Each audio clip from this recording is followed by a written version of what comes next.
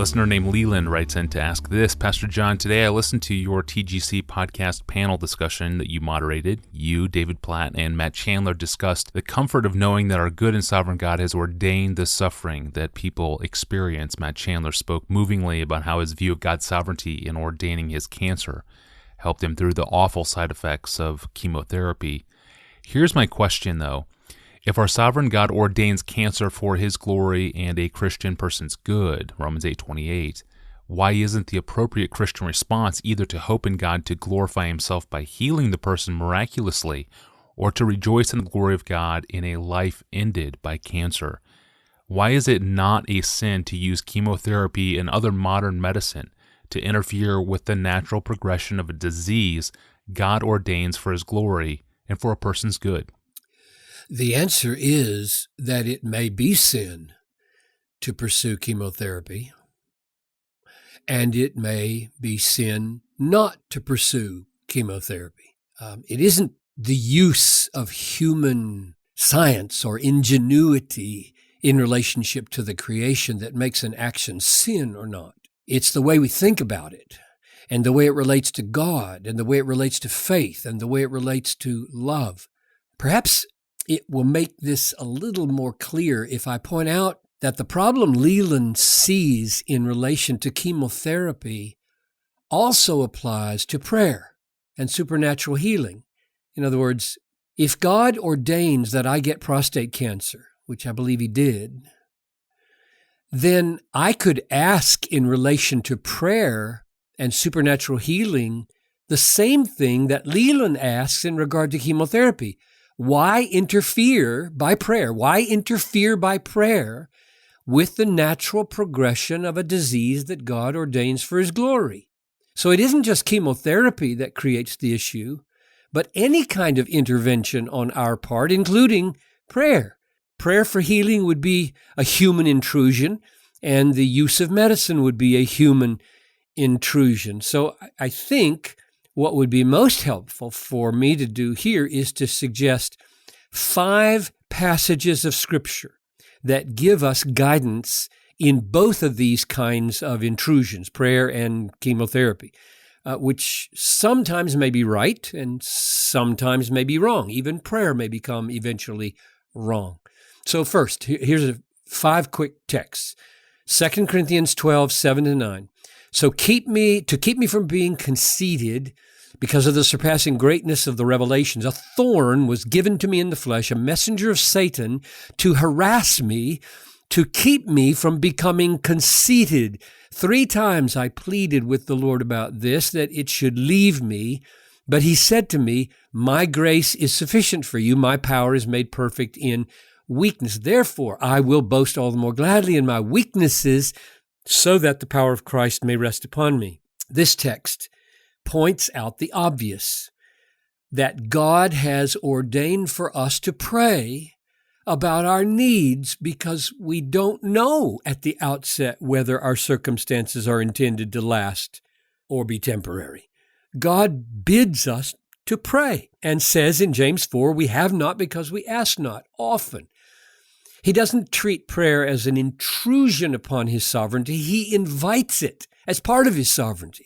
It's part of his sovereign plan for ruling the world.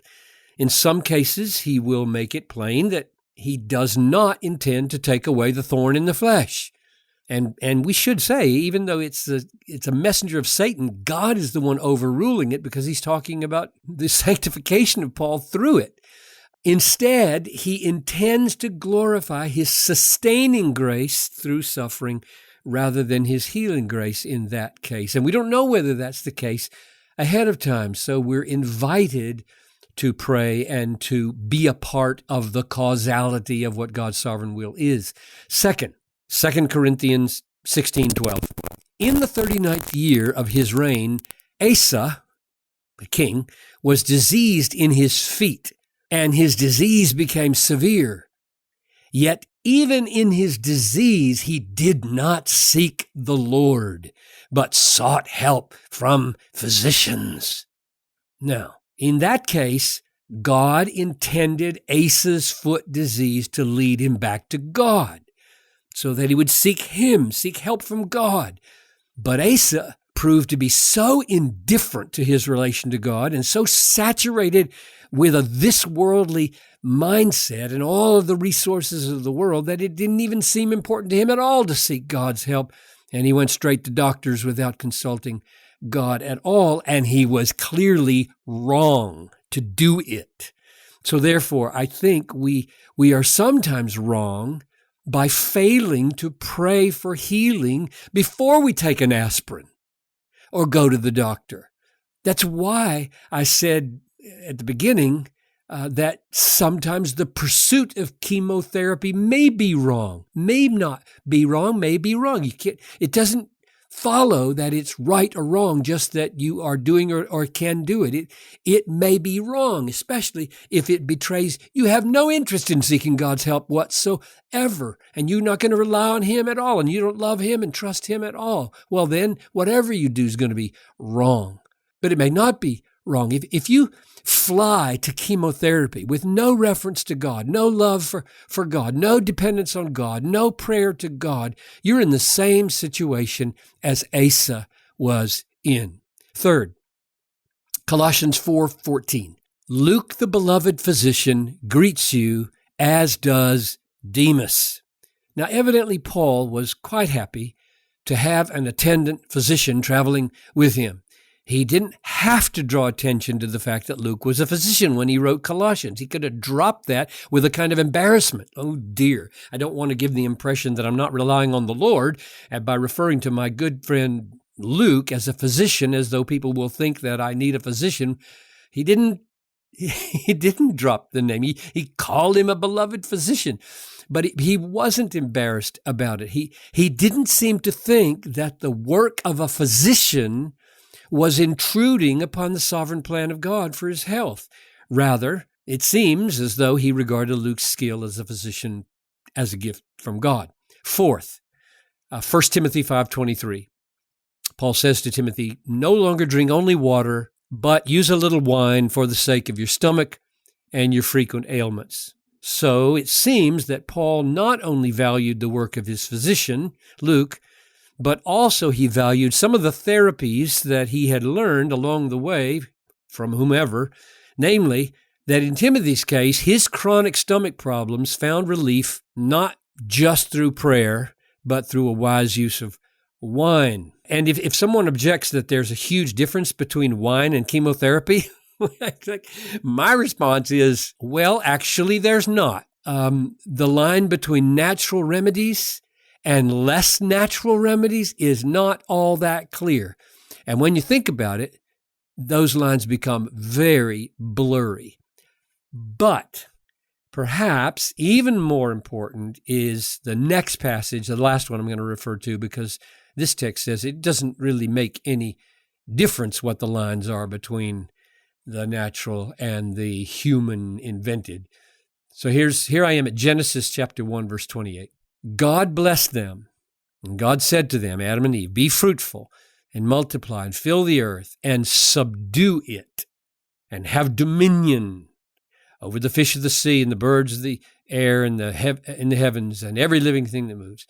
Now, what does Moses mean when he writes, subdue the earth? Subdue the earth. It's a remarkable statement because it's given before the fall, when everything in the earth and the world was perfect. Well, what in the world does he mean by subduing what's perfect? Shouldn't you just leave it alone? No, you shouldn't just leave it alone. It means many things, Adam and Eve, as you find them in nature, are not yet perfectly suited for your maximal use. They are perfectly suited for your change. Like they're perfectly suited as raw materials. So you need to take them as you find them, give thanks, and then by means of your craft and your art and your labor, change them into a form where they are maximally beneficial to you. So you might cut down a tree, cut it into boards, and build a house to keep the sun off and the rain off. Or you might pick grapes and crush them under your feet and store them in a cool place and make wine out of them, which in some cases would be called medicine. Or you might take the flight of electrons around the nucleus and so alter them that you create a beam which kills cancer cells on the other side of the fall. So the upshot of these 5 passages of Scripture, it seems to me, is that God has provided an endless array of strategies for subduing this world and making it serve our maximal usefulness and fruitfulness to His glory. And the key is, are we seeking the Lord? Are we depending on the Lord, trusting the Lord, praying to the Lord, loving the Lord in all of this? Are we praying, trusting, loving, seeking to submit ourselves deeply to His sovereign will? For there's no doubt, His sovereign will in fact be done. It will be done through prayer and through miracles and through medical intervention. And what God is looking for is not the least intrusive strategy of dealing with disease. He's looking for the deepest, most joyful submission to His sovereign will, however we deal with our suffering. That's a really fascinating biblical theology of medicine and faith. Thank you, Pastor John. And we have a bunch of episodes on suffering in the podcast archive. If that's where you find yourself, or if you have a follow-up question about what we talked about today, check out our past episodes in the Ask Pastor John archive. You can find that in the app for Apple and Android devices or at our web home at desiringgod.org/Ask Pastor John. Well, tomorrow we're going to talk about the end times, at least the urgency of the end times and our anticipation of Christ's soon return to earth.